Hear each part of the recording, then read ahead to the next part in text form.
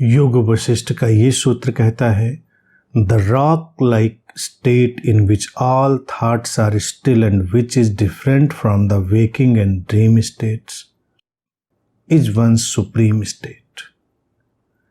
चट्टान जैसी अवस्था जिसमें सभी विचार स्थिर होते हैं, जो जागृत और स्वप्न अवस्था से भिन्न होती है, वही व्यक्ति की सर्वोच्च अवस्था है।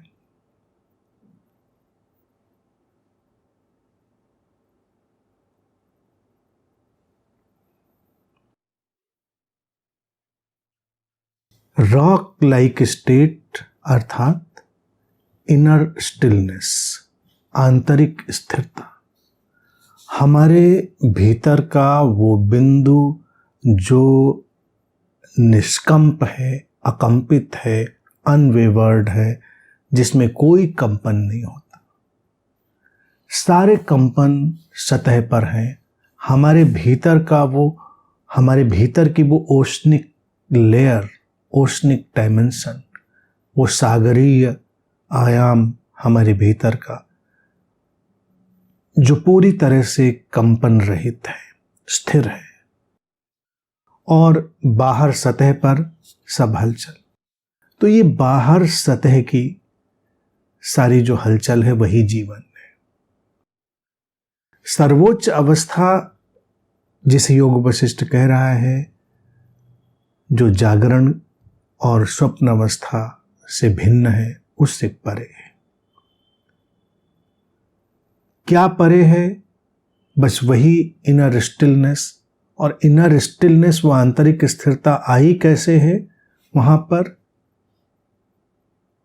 अपने भीतर उस सचेतनता को ढूंढ लेने से जो बस दृष्टा मात्र है, देखने वाली है, कांस्टेंट विटनेस है,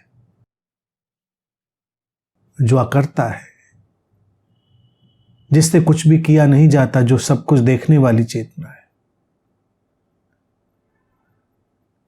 यूं तो हमारी जागृत अवस्था में भी वो हमको उपलब्ध है, इसीलिए तो जागृत अवस्था में आएगी और अपना काम करेगी। लेकिन स्वप्न अवस्था जिसको कहा जाता है, वो बड़ी रोचक है। स्वप्न अवस्था बड़ी मजेदार है। स्वप्न हर कोई देखता है, कम या ज्यादा। स्वप्नों को याद रखना भी सबके लिए संभव होता है, कम या ज्यादा। स्वप्न में जो एक फिनोमेना घटता है, वो बड़ा ट्रांसफॉर्मेटिव फिनोमेना है। क्या? एक स्वप्न हमको दिखाई दे रहा है, हम उस स्वप्न में पूरी तरह खो गए हैं, लीन हो गए। अगर वो परेशान करने वाला सपना है तो हम परेशान हो रहे हैं, हम चिंतित हैं, भागे जा रहे हैं, दौड़े जा रहे हैं, सांस फूल रही है हमारी। लेकिन उसी अवस्था में स्वप्न में एक और डायमेंशन है जो इस सबको देख रहा है, जो लिप्त नहीं है, जो अलिप्त है। तभी तो हम स्वप्न को ऐसे रिपोर्ट कर पाते हैं कि मैंने ऐसा देखा, कि मेरे साथ ऐसा हो रहा था। क्योंकि मैं तो किरदार था, तो देखे जाने वाली चीज क्या थी? हम तो किरदार थे सपने में, तो वो देखे जाने वाला डायमेंशन क्या था? हम उस पर कभी ध्यान नहीं देते। अच्छा स्वप्न है, सुखद है, हम आनंदित हैं, उसमें प्रसन्नता वाली सारी चीजें हो रही हैं, तब भी वही बात है। तब भी उसमें हम देख रहे हैं, प्रसन्नता के सारे विषय देख रहे हैं, सारी चीजें देख रहे हैं, सब वहां पर हो रहा है। तो उसमें भी एक अलगाव है उस देखने वाले का। वो डायमेंशन जो देख रहा है, वो कोई एंटिटी नहीं है, कोई सत्ता नहीं है, कुछ नहीं, बस वो एक स्टेट ऑफ विटनेसिंग है, साक्षित्व का तल है। चट्टान जैसी स्थिरता की जो बात कह दी, वो इसीलिए क्योंकि साक्षी स्थिर है, बदलता नहीं। उपमाएं दी जाती हैं, लेकिन उपमाएं भी हमेशा सटीक और कारगर नहीं होती, क्योंकि चट्टान भी इतनी स्थायी नहीं है। चट्टान भी वक्त के साथ रेत हो जाती है। बड़े बड़े पर्वत समय की धारा में पड़कर रेत में बदल जाते हैं। तो ये चट्टानें, ये पर्वत भी उतने स्थायी नहीं है। लेकिन अभी हमारे इस देखने की आंख को जो स्थायी सा दिखाई देता है वो एक चट्टान है। तो ठीक है, उदाहरण ले लिया उसका। कहने का तात्पर्य है वो जो साक्षित्व है, वो स्टेट ऑफ विटनेसिंग है, वो इतनी ही स्थायी है, बदलती नहीं।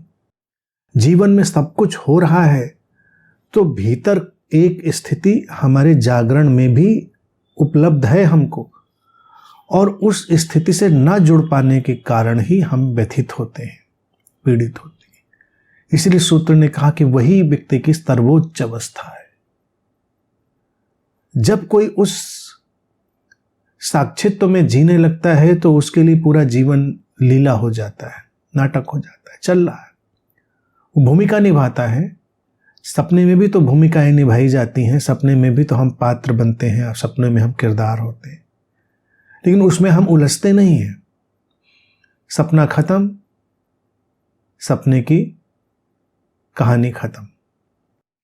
ऐसे ही जीवन में अनेक उतार चढ़ाव आएंगे, अनेक अनेक बदलाव आएंगे, संबंधों के, जीवन यापन के, हर तरह के जो यहाँ के फैलाव हैं, उनके तमाम तल हमारे सामने खुलेंगे, जिसमें हमें भूमिका भी निभानी पड़ेगी।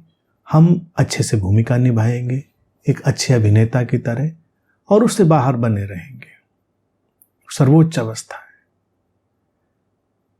किसी घटनाक्रम में लिप्त हो जाना, आसक्त हो जाना और खो जाना, वो फिक्शनल माइंड का ऑब्सेशन है, क्योंकि कहानी को सच मान लेना। जैसे कोई अभिनेता अभिनय करते करते अपने किसी अभिनय को, अपने किसी किरदार को सच मान ले, तो कितनी दुर्घटना हो जाएगी। लेकिन इस जीवन में तो हम ऐसा ही करते हैं। बुरे वाले को तो हम सच नहीं मानना चाहते हैं, लेकिन अच्छे वाले को तो सच मानना चाहते हैं। संत अपने संत होने को सच मान के बैठा है, वो भी एक किरदार है, कहानी है। असंत है, साइकोपैथ है, वो एक अपने होने को सच मान के बैठा है, वो एक कहानी है। तो साइकोपैथ या असंत तो अपनी कहानी को तुरंत छोड़ने के लिए तैयार हो जाएगा, क्योंकि वो कहानी उसको पीड़ा दे रही है। लेकिन संत को तो समाज में बड़ा सम्मान मिल रहा है, वो उस कहानी को कैसे छोड़ेगा? वो नहीं छोड़ेगा। तो हम जिन किरदारों में किसी तरह का एप्रिसिएशन पाते हैं, जिससे हमको किसी लाभ का अनुभव होता है, हम उन किरदारों से ग्रस्त हो जाते हैं। वो बन जाता है ऑब्सेशन विद द स्टोरी, कहानी के साथ ग्रस्तता। साक्षी ग्रस्त नहीं है, इसीलिए वो स्थिर है। अपने भीतर की उस आंतरिक स्थिरता को, इनर स्टिलनेस को ढूंढना है, तो उसी बिंदु को ढूंढना। इसीलिए जागृत और स्वप्न अवस्थाओं का जिक्र कर लिया बड़े रोचक ढंग से, क्योंकि वो चीज़ स्वप्न अवस्था में हमको साफ साफ मिल जाएगी प्रैक्टिकली, उसको कहीं और ढूंढना नहीं। अगर प्रतिदिन सोने से पहले, इसमें भी ध्यान प्रयोग का इशारा है, सीधे सीधे ध्यान प्रयोग की बात नहीं की, लेकिन इशारा है, उसको थोड़ा समझ सकते हैं। अगर प्रतिदिन जब सोने जा रहे हैं और अपने को ये कहें कि स्वप्न को मैं आज स्मरण रखूंगा, जो भी देखूंगा उसे याद रखूंगा, जो भी देखूंगा उसको बहुत अच्छे से देखूंगा, जो भी होगा उसको जितनी स्पष्टता से संभव होगा उतनी स्पष्टता से देखूंगा। तो ये देखना, स्पष्टता से देखना, वो जो विविडनेस होगी, वही उस साक्षी को उभारेगी। तो अगर हम अपने स्वप्न के कैरेक्टर से, स्वप्न के किरदार से लिप्त हुए बिना स्वप्न को देखना सीख जाए, जो कि स्वप्न भी हमारे मन की एक अवस्था है। मन जैसा उठता गिरता है, जैसा ट्रेंड होता है, प्रशिक्षित होता है, वैसे ही स्वप्न भी बन जाते हैं। इसीलिए तमाम सपने तो हमारे ही अंतर्मन का प्रक्षेपण होते हैं, क्योंकि हमने अपने अंतर्मन को वैसा बुना है।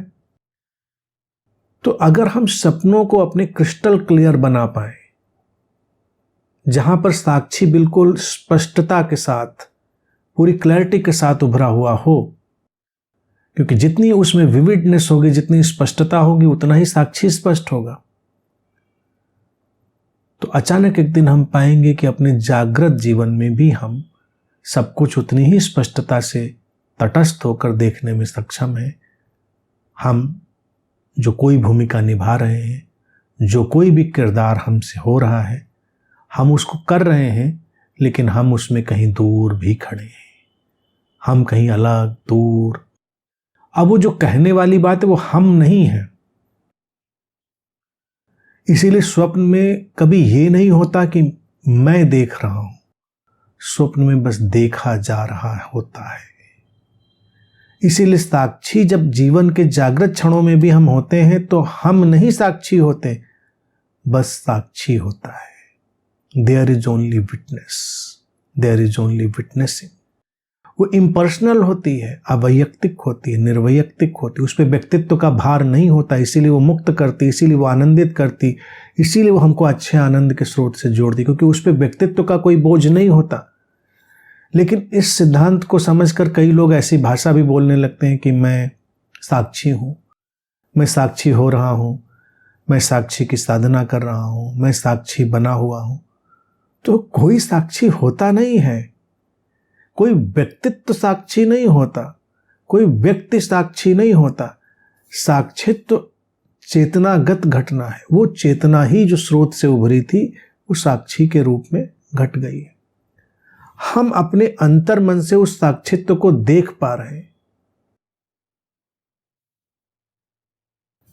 बस रूपांतरण हो गया, सर्वोच्च अवस्था हो गई, जीवन में एक अभूतपूर्व बदलाव हो गया।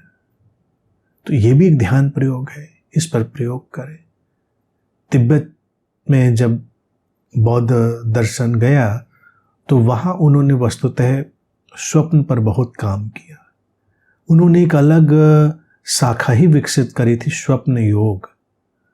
अब विकसित तो करी थी उसको इम्पर्सनल विटनेसिंग में प्रवेश करने के लिए, लेकिन इंसान है कि उसका मन नहीं मानता, मन है कि मानता नहीं। तो वो स्वप्न में भी चमत्कार ढूंढने लगा, स्वप्न में भी कहानियों में कहानियां ढूंढने लगा। तो वो एक भटकाव भी बना। स्वप्नों का क्या करना, स्वप्नों को न मैनिपुलेट करना है, न उन्हें बदलना है, न उन्हें ठीक करना है, कुछ नहीं करना है। उन्होंने पद्धतियां विकसित करी थी जो मनोवैज्ञानिक पद्धतियां हैं। वो हम अपने सुझावों के साथ सपनों के सारे पैटर्न बदल सकते हैं कि सपने आखिरकार आ तो हमारे ही मन से रहे। तो स्वप्न योग में स्वप्न पर स्वामित्व की बात हुई, लेकिन उस स्वामित्व भी मन ने ही किया, तो वो भी एक अलग दिशा बन गई। लेकिन मूल था उसमें वो स्थिर बिंदु ढूंढ लेना, वो स्टिल सेंटर ढूंढ लेना जो इम्पर्सनल विटनेस है।